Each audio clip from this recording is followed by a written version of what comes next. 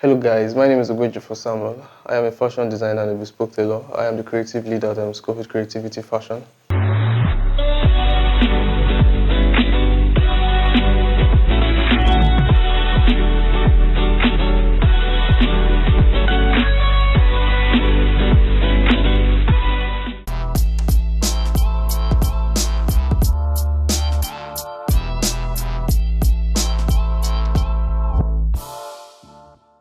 Starting fashion, I started fashion at a very young age.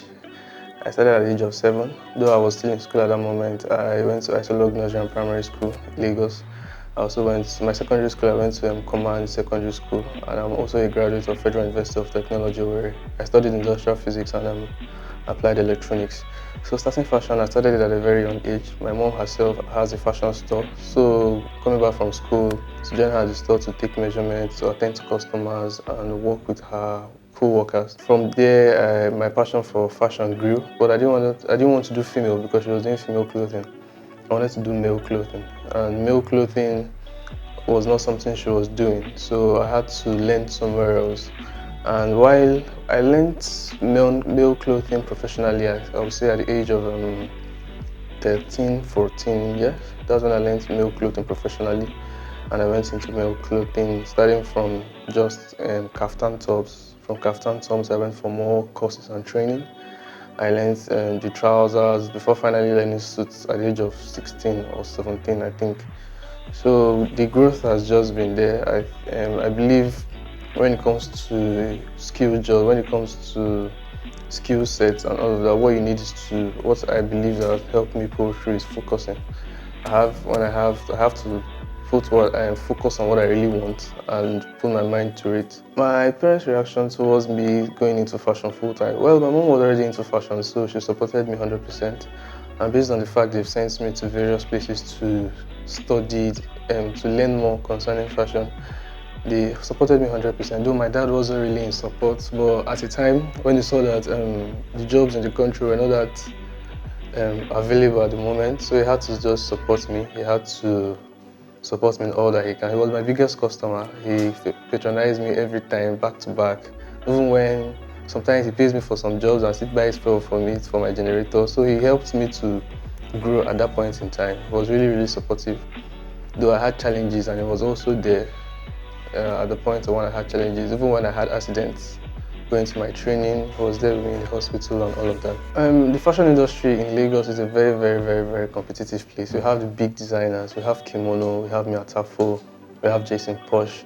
So when you're coming into an industry like that, you know you need to be exceptional. If you're not really exceptional, if you're not really good at what you do, you have to be kicked out of the market. So you really need to be very, very exceptional. People have growing in the fashion industry. We're trying to make use of influencers.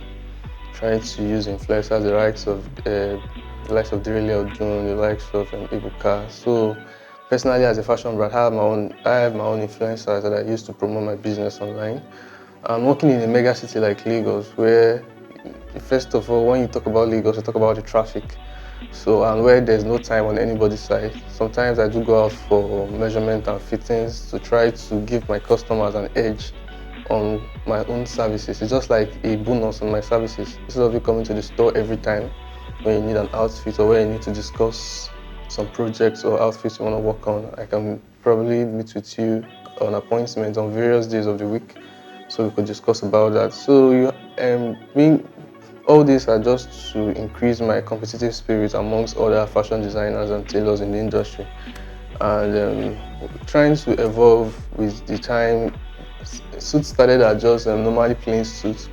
At the point in time, we went into double-breasted, we went into peak lapel, we went into shawl lapels. At this point in time, we see ourselves using damask and velvets for suits. So we have to, as a fashion brand like as School Creativity, we try to follow the trend at every quick space, at every quick point in time. We try to know what's going on.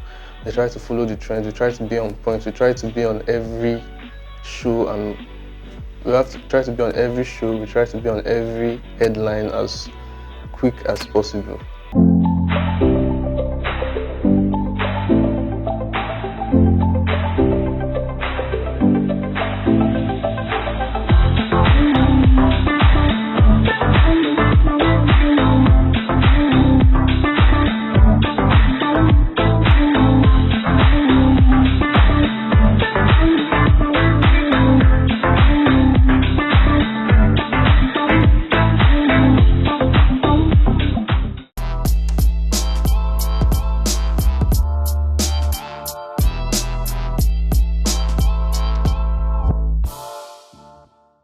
My inspiration when it comes to getting designs, first of all, when I see a very good fabric, I get so many designs coming to my head to work with that fabric.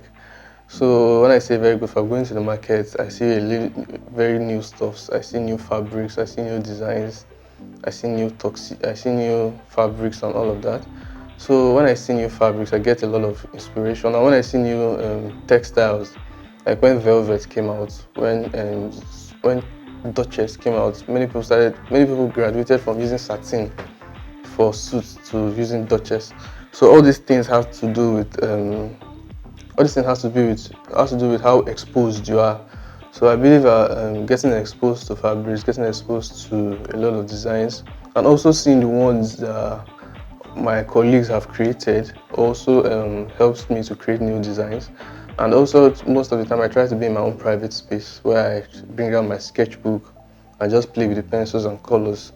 And most of the time, after playing with the pencils and colors, getting to the market, I try to see the best fabric that fits the best design. Sometimes I also have to call my tailors together. We talk about some designs, we talk about some fabrics in order to achieve the best product for our customers. My biggest challenge so far, when you're working in all artisans in Nigeria have this issue with electricity. We face electricity issues back to back. Even if you're making shoes, you're making bags, you're making clothes. As far as in Nigeria, you first have that challenge of electricity. Then talking about with the challenge of electricity, also talk about time management, because once you are very good, you have a lot of customers to deal with, and you have deadlines to meet up with, you have time to meet up with. So we also talk about time management and all of that. I also talk about you focusing on that particular business, because at a point in time, as an entrepreneur, you have your downtimes, so you need to be consistent in that field of business. You don't need to say, because I've not had contract for the past 2 weeks or 3 weeks, I want to go into something else. So you need to be consistent. So focusing on that business is one challenge I faced earlier on. But at some point in time, I was able to overcome that challenge and figure out ways in order to manage such challenges when they come up. Selecting of fabrics depends on the design. There are various markets in Lagos, but the most popular one we talk about is Tinubu Market on the island. Everybody knows Tinubu Market. Some call it Balogun Market, some call it Mandelas. So going there, we have a lot of importers who bring in various stuff into the country, who bring in fabrics and various stuffs that we could use to work.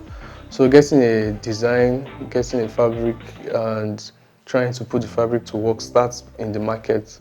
If you don't get a very good fabric at the market, when you get home, no matter the design you've created in your head, if the fabric is not right, you won't have a very good output. So most of the time I work with I go to Tinubu Market. I also go to the market on the mainland, like Yaba Market and the rest of that, the leather market too. If leather needs to be imputed in the outfit and all of that. So, but the major market I use is Tinubu Market, and I majorly use African fabrics. I also use damask, 100% cotton, kente, Ankara. So all these fabrics are fabrics that I use from time to time, and they are also luxury accessories you also buy in the market in order to pop up the fabric, in order to pop up the clothing we are to deliver, or pop up the design we are to deliver. My brand in the next 5 years, I would say we plan on delving into shoe. We plan on going into the shoe line too, and we also plan on training more individuals in fashion designing and bespoke tailoring. In the next 5 years, we plan on training at least 100 students, 100 individuals on fashion designing and bespoke tailoring. We plan on having a permanent site as a fashion house where people can come all over the world to come and lodge. And it's just like a normal school of fashion where you can come to register like you're going to a school, you get a certificate for learning fashion designing and bespoke tailoring, and to be a very conducive environment where people all over the world can come to and they'll be sure of guaranteed quality services. So, and we also plan on delving into shoes. We plan on opening a one-stop shop where you come into a store, just like what Yumika opened the other day, where you come into a store, you have your shoes, you have your bags, you have your clothing, you have your kaftan, your suits, your ties, your stockings, and the rest of that. So in 5 years' time, or within now to 5 years, we plan on achieving that in a very, very massive way. Okay, my advice for those planning to go into fashion: don't be quick to try to be your own boss immediately.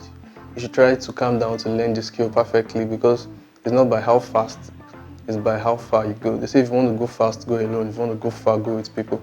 So I prefer you go with people, learn from people, perfect that skill, and make the best out of it. And you need to be focused. If you want to do fashion, be focused on fashion.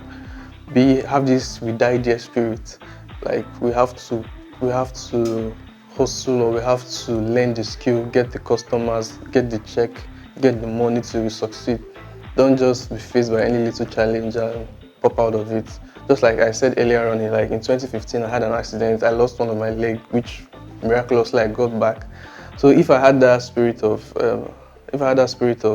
going back, if I had that spirit of probably giving up, I wouldn't have been here today. And I started the business with probably just one sewing machine. And from there, I was able to get more industrial machines, get a place, renovate my store, brand up my designs, and brand up my fabric and my nylons and the rest of that. I register my business and the rest of that. So growing has been really fun. The challenges have been really an avenue to learn. I've learned a lot of things. I've learned a lot of challenges at 22. I can say that I'm happy with my progress so far.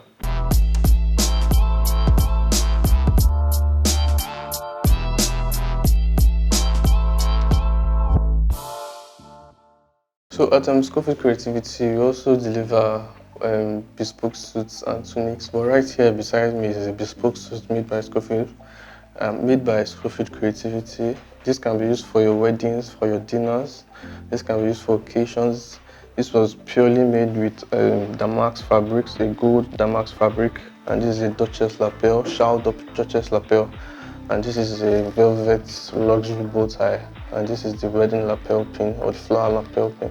All these are made and put in place to make sure that on your big day, on your events, on your occasions, you always stand out. And these fabrics are produced from the best yarns and wools to make sure that they are durable and they last long for your comfort and for your day-to-day activities. Producing this suit starts from selecting the fabrics. We have to have in mind what we really need. So while producing this suit, we had in mind to produce a reception tuxedo for a groom. So during the main wedding, the groom usually put on an ivory tuxedo or a black tuxedo. But for his reception, they usually change to other colors like gold, burgundy, blue, and the rest of that. So this was made for the reception, for his big day. So we selected the fabrics at the market, Tinubu market to be precise. Looking at the fabric, it has a touch of black and gold. So we decided that we will have to use a black Duchess in order to make the fabric stand out, in order to pop up the fabric. So popping up the fabric using a black Duchess, we bring them to the store, place them together to make sure that the shade of black on the Duchess is the same as the shade of black on the fabric. So after selecting the fabric and making sure the Duchess and the fabric match together, we go into cutting the suits to the right measurements.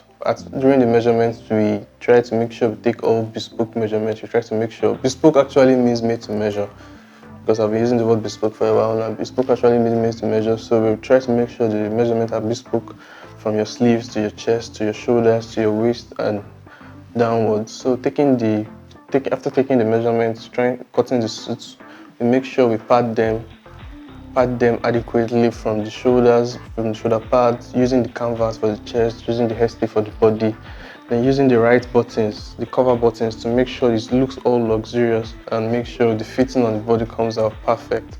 That's what the padding is all about. Then we come to the sewing, we make sure the stitches are very neat and very tight.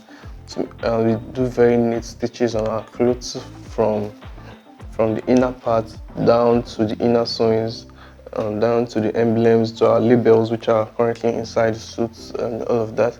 Then also to the back of the suits and also to the sleeves and all of that. We make sure that every stitch is strong and neat at the same time.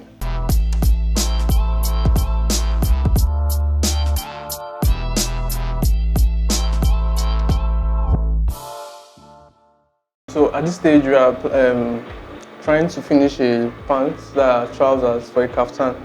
So we are at the waist stage, trying to get the exact measurements. Here we have waist 31.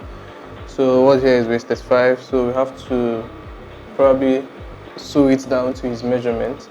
So this is probably the final stages of a trouser.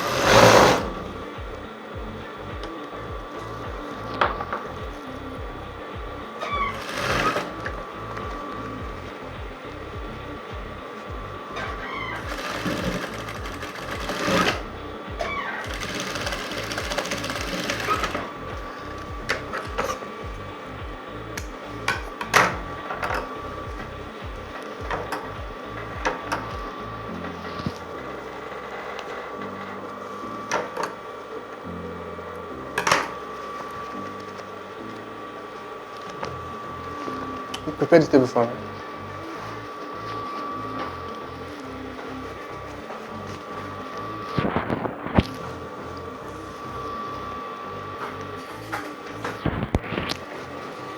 So this is the final stage of the trouser. So I'm trying to bring down the waist to the person's measurement. I'm trying to make sure the measurement is exact with what I measured.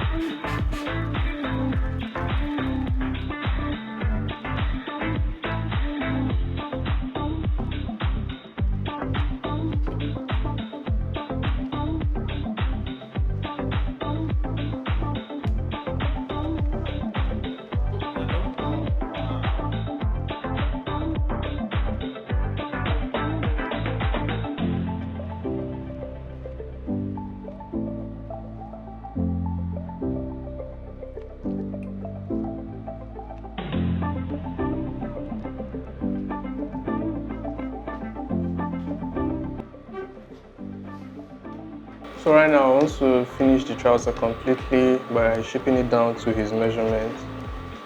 What's just left here will just take like the next 5 minutes.